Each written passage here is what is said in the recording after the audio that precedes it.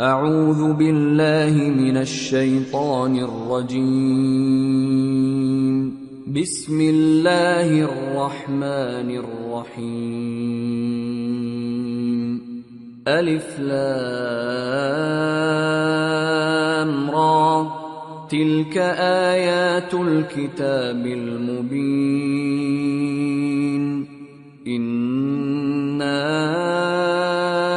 أنزلناه قرآنا عربيا لعلكم تعقلون.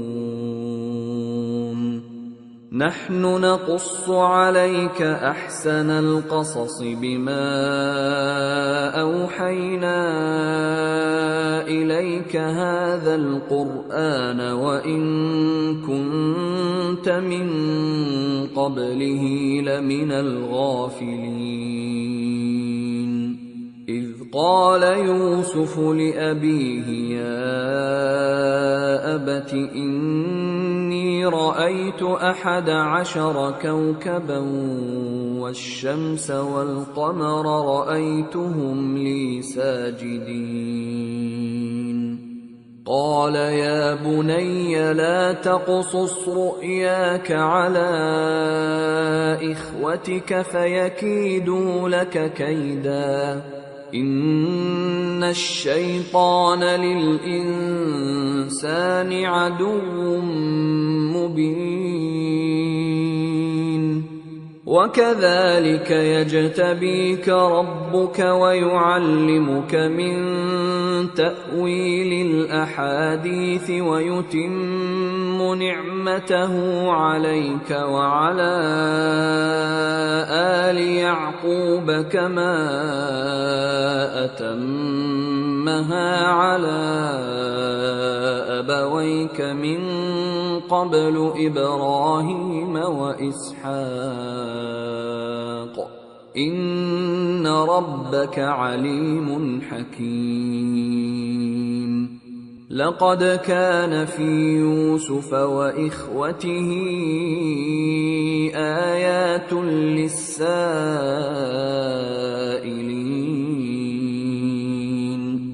إذ قالوا ليوسف وأخوه أحب إلى أبينا منا ونحن عصبة إن أبانا لفي ضلال مبين. اقتلوا يوسف أو اطرحوه أرضا يخل لكم وجه أبيكم وتكونوا من بعده قوما صالحين. قال قائل منهم لا تقتلوا يوسف وألقوه في غيابة الجب يلتقطه بعض السيارة إن كنتم فاعلين. قالوا يا أبانا ما لك لا تأمنا على يوسف وإنا له لناصحون. أرسله معنا غدا يرتع ويلعب وإنا له لحافظون. قال إني ليحزنني أن تذهبوا به وأخاف أن يأكله الذئب وأنتم عنه غافلون. قالوا لئن أكله الذئب ونحن عصبة إنا إذا لخاسرون. فلما ذهبوا به وأجمعوا أن يجعلوه في غيابة الجب وأوحينا إليه لتنبئنهم بأمرهم هذا وهم لا يشعرون وجاءوا أباهم عشاء يبكون قالوا يا أبانا إنا ذهبنا نستبق وتركنا يوسف عند متاعنا فأكله الذئب وما أنت بمؤمن لنا ولو كنا صادقين وجاءوا على قميصه بدم كذب قال بل سولت لكم أنفسكم أمرا فصبر جميل والله المستعان على ما تصفون وجاءت سيارة فأرسلوا واردهم فأدلى دلوه قال يا بشرى هذا غلام وأسروه بضاعة والله عليم بما يعملون وشروه بثمن بخس دراهم معدودة وكانوا فيه من الزاهدين وقال الذي اشتراه من مصر لامرأته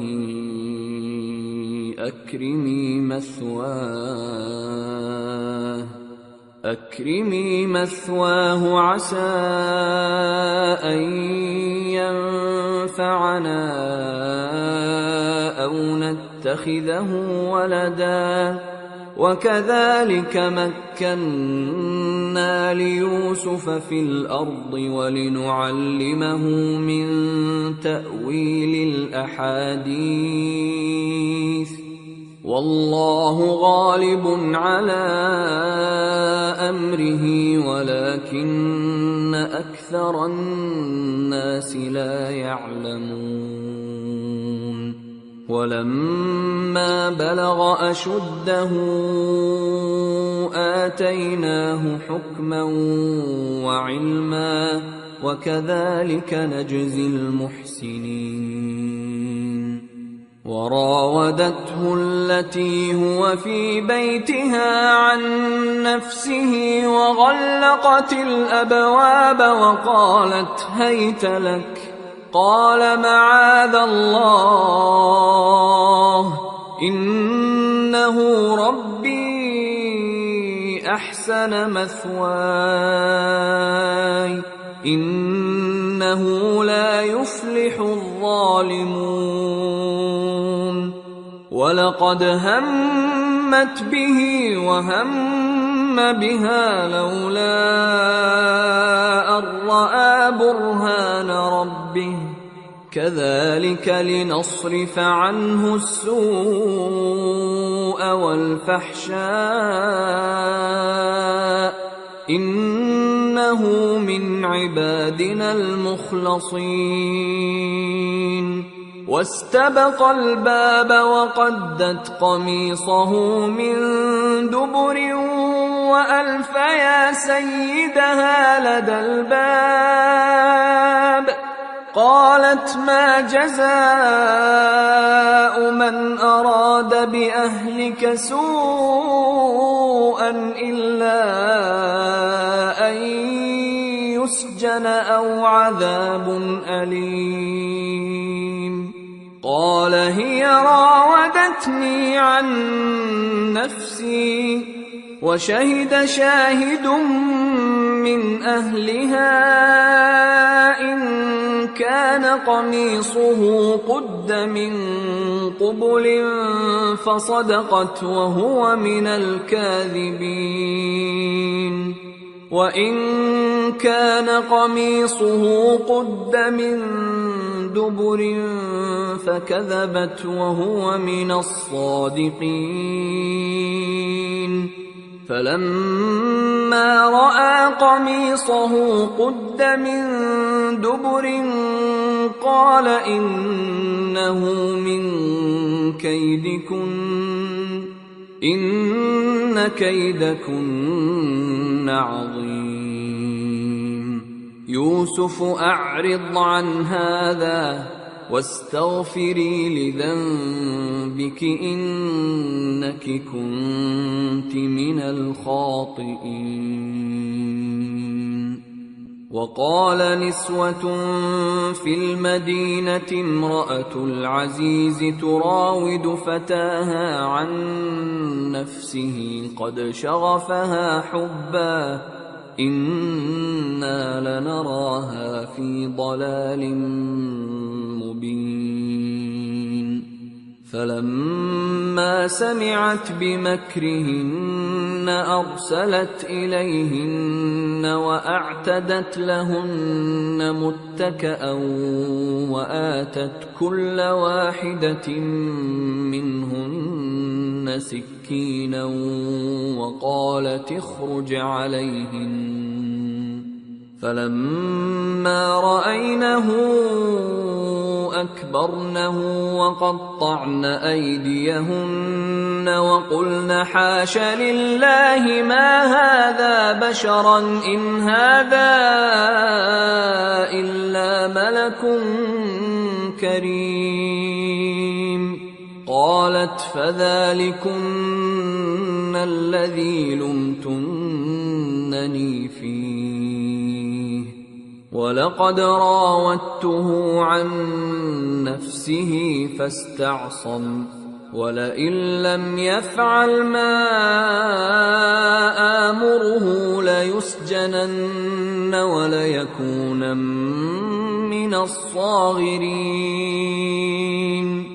قال رب السجن أحب إلي مما يدعونني إليه وإلا تصرف عني كيدهن أصب إليهن وأكن من الجاهلين. فاستجاب له ربه فصرف عنه كيدهن إنه هو السميع العليم. ثم بدا لهم من بعد ما رأوا الآيات ليسجننه حتى حين. ودخل معه السجن فتيان قال أحدهما إني أراني أعصر خمرا وقال الآخر إني أراني أحمل فوق رأسي خبزا تأكل الطير منه نبئنا بتأويله إنا نراك من المحسنين. قال لا يأتيكما طعام ترزقانه إلا نبأتكما بتأويله قبل أن يأتيكما ذلكما مما علمني ربي إني تركت ملة قوم لا يؤمنون بالله وهم بالآخرة هم كافرون واتبعت ملة آبائي إبراهيم وإسحاق ويعقوب ما كان لنا أن نشرك بالله من شيء ذلك من فضل الله علينا وعلى الناس ولكن أكثر الناس لا يشكرون يا صاحبي السجن أأرباب متفرقون خير أم الله الواحد القهار ما تعبدون من دونه إلا أسماء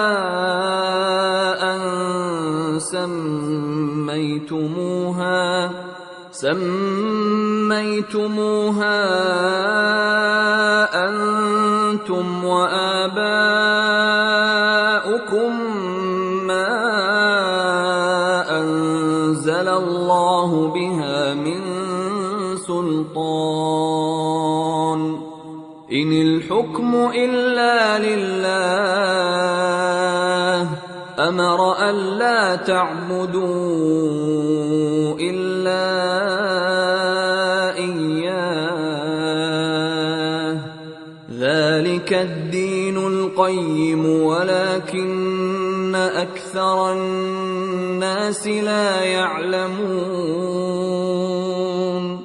يا صاحبي السجن أما أحدكما فيسقي ربه خمرا وأما الآخر فيصلب فتأكل الطير من رأسه قضي الأمر الذي فيه تستفتيان وقال للذي ظن أنه ناج منهما اذكرني عند ربك فأنساه الشيطان ذكر ربه فلبث في السجن بضع سنين وقال الملك إني أرى 7 بقرات سمان يأكلهن 7 عجاف و7 سنبلات خضر وأخر يابسات يا أيها الملأ أفتوني في رؤياي إن كنتم للرؤيا تعبرون قالوا أضغاث أحلام وما نحن بتأويل الأحلام بعالمين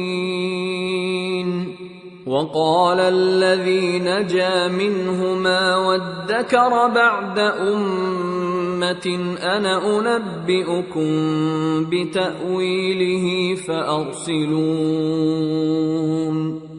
يوسف أيها الصديق أفتنا في 7 بقرات سمان يأكلهن 7 عجاف و7 سنبلات خضر وأخر يابسات لعلي أرجع إلى الناس لعلهم يعلمون قال تزرعون 7 سنين دأبا فما حصدتم فذروه في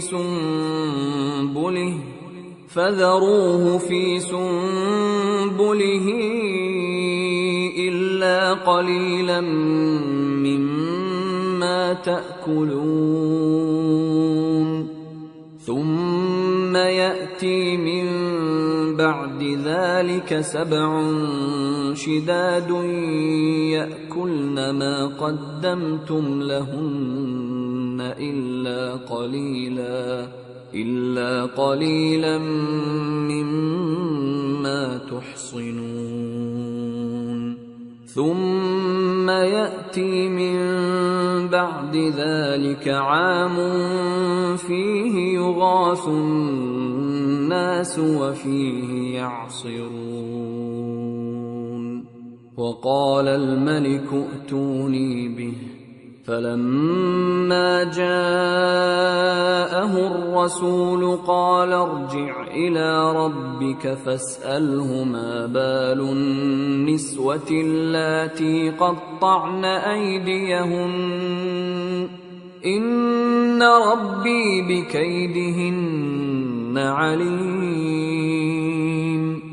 قال ما خطبكن إذ راوتن يوسف عن نفسه قلن حاش لله ما علمنا عليه من سوء.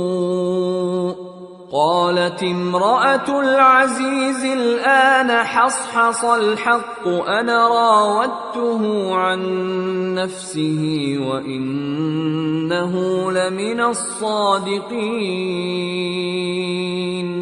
ذلك ليعلم أني لم أخنه بالغيب وأن الله لا يهدي كيد الخائنين. وما أبرئ نفسي إن النفس لأمارة بالسوء إلا ما رحم ربي إن ربي غفور رحيم. وقال الملك ائتوني به أستخلصه لنفسي فلما كلمه قال إنك اليوم لدينا مكين أمين. قال اجعلني على خزائن الأرض إني حفيظ عليم. وكذلك مكنا ليوسف في الأرض يتبوأ منها حيث يشاء نصيب برحمتنا من نشاء ولا نضيع أجر المحسنين. ولأجر الآخرة خير للذين آمنوا وكانوا يتقون. وجاء إخوة يوسف فدخلوا عليه فعرفهم وهم له منكرون. ولما جهزهم بجهازهم قال ائتوني بأخ لكم من أبيكم ألا ترون أني أوفي الكيل وأنا خير المنزلين. فإن لم تأتوني به فلا كيل لكم عندي ولا تقربون. قالوا سنراود عنه أباه وإنا لفاعلون. وقال لفتيانه اجعلوا بضاعتهم في رحالهم لعلهم يعرفونها إذا انقلبوا إلى أهلهم لعلهم يرجعون.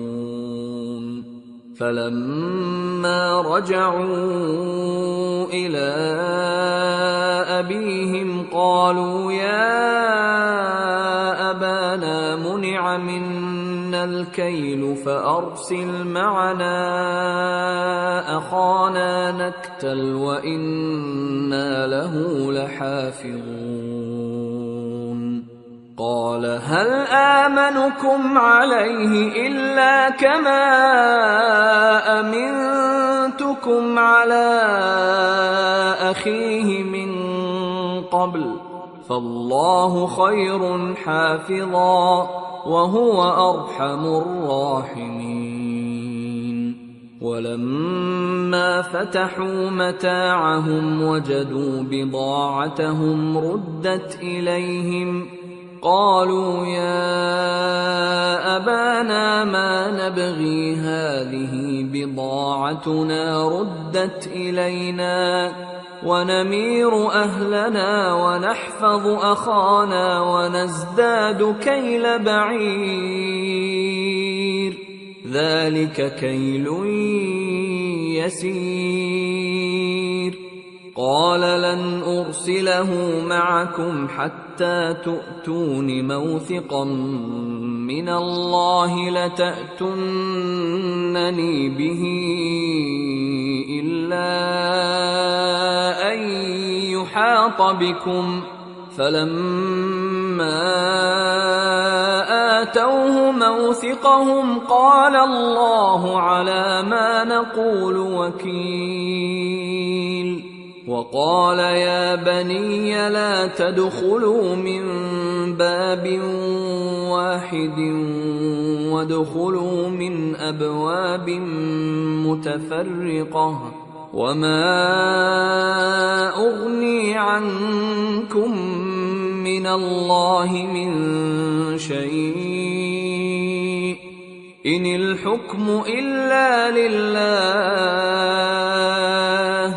عليه توكلت وعليه فليتوكل المتوكلون.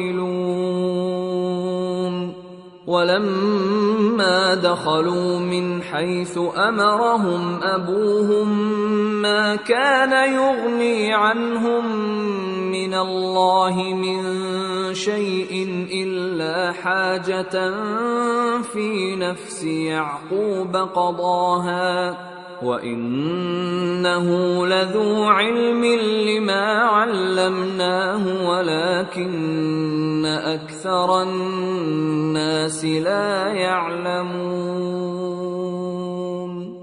ولما دخلوا على يوسف آوى إليه أخاه قال إني أنا أخوك فلا تبتئس بما كانوا يعملون.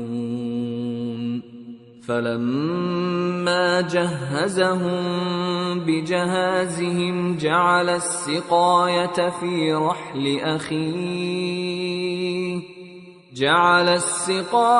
في رحل أخيه ثم أذن مؤذن أيتها العير إنكم لسارقون. قالوا وأقبلوا عليهم ماذا تفقدون؟ قالوا نفقد صواع الملك ولمن جاء به حمل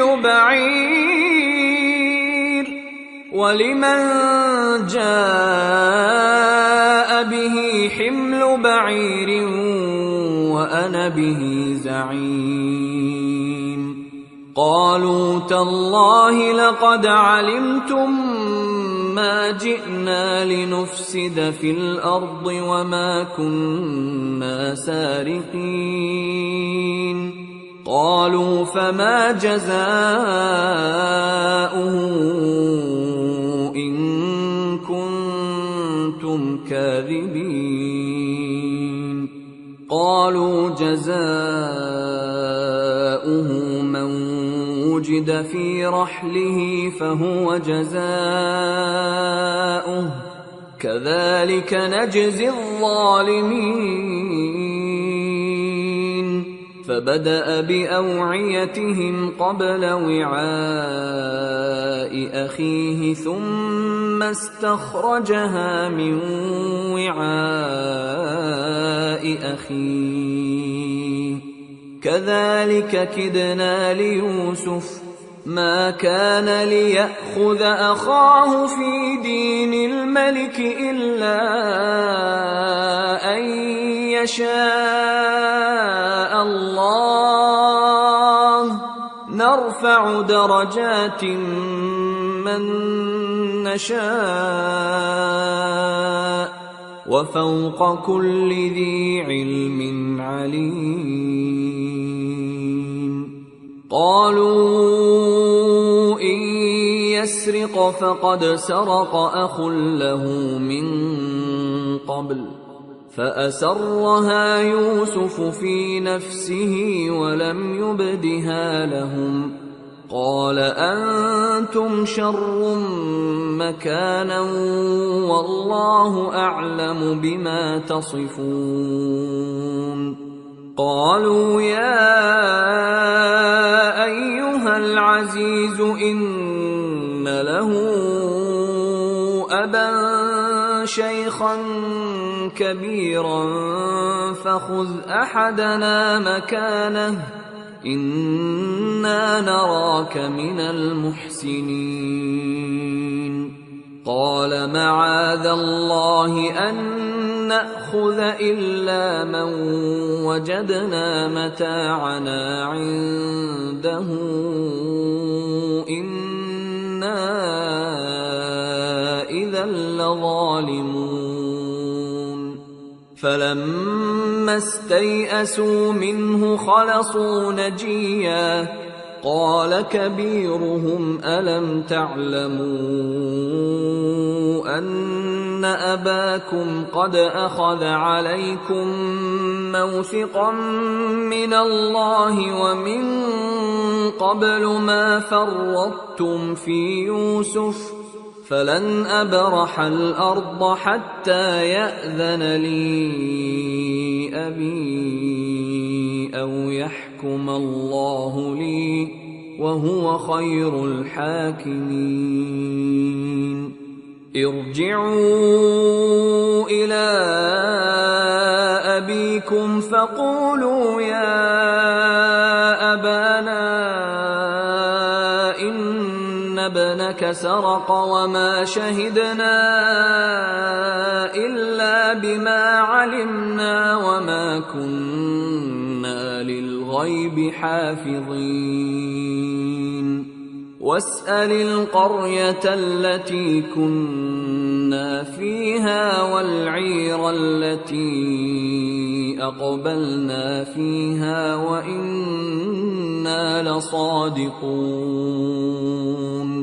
قال بل سولت لكم أنفسكم أمرا فصبر جميل عسى الله أن يأتيني بهم جميعا إنه هو العليم الحكيم وتولى عنهم وقال يا أسفا على يوسف وابيضت عيناه من الحزن فهو كظيم قالوا تالله تفتأ تذكر يوسف حتى تكون حرضا أو تكون من الهالكين قال إنما أشكو بثي وحزني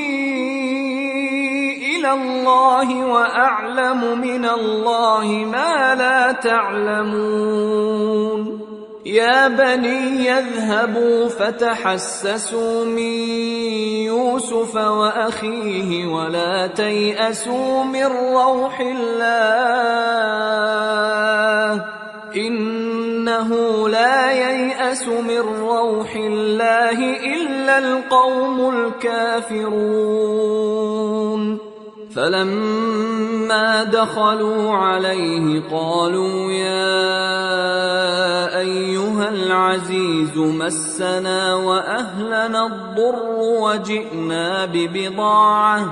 وجئنا ببضاعة مزجاة فأوف لنا الكيل وتصدق علينا إن الله يجزي المتصدقين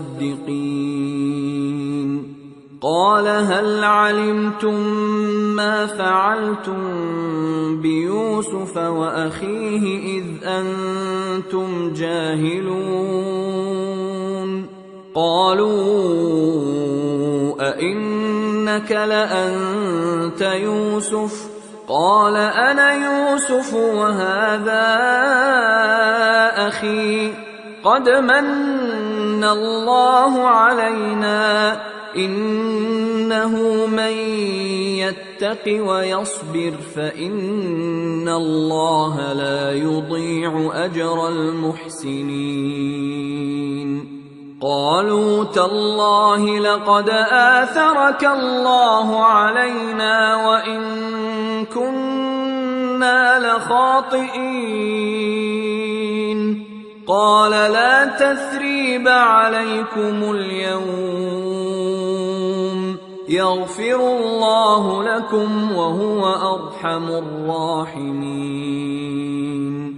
اذهبوا بقميصي هذا فألقوه على وجه أبي يأت بصيرا وأتوني بأهلكم أجمعين.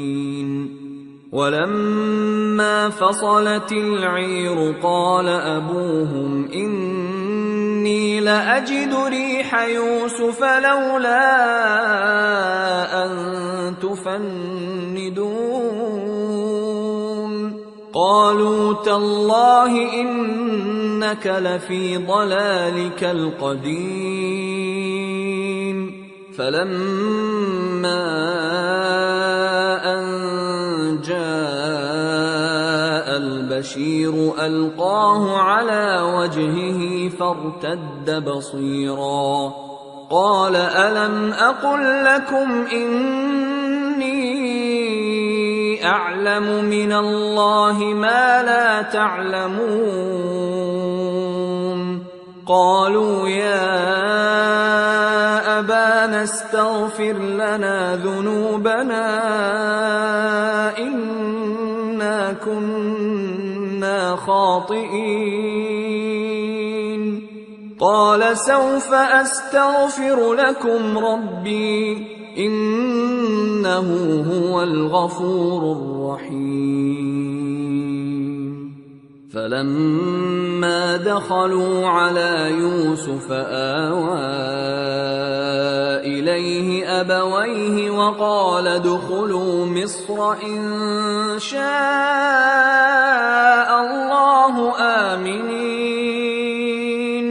ورفع أبويه على العرش وخروا له سجدا وقال يا أبت هذا تأويل رؤياي من قبل قد جعلها ربي حقا وقد أحسن بي إذ أخرجني من السجن وجاء بكم من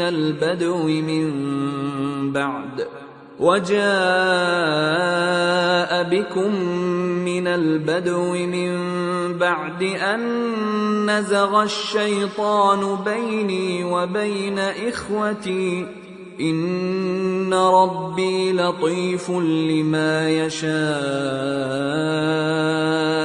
إنه هو العليم الحكيم.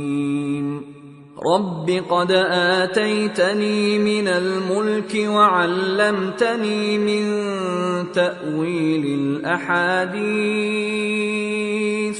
فاطر السماوات والأرض أنت وليي في الدنيا والآخرة توفني مسلما وألحقني بالصالحين.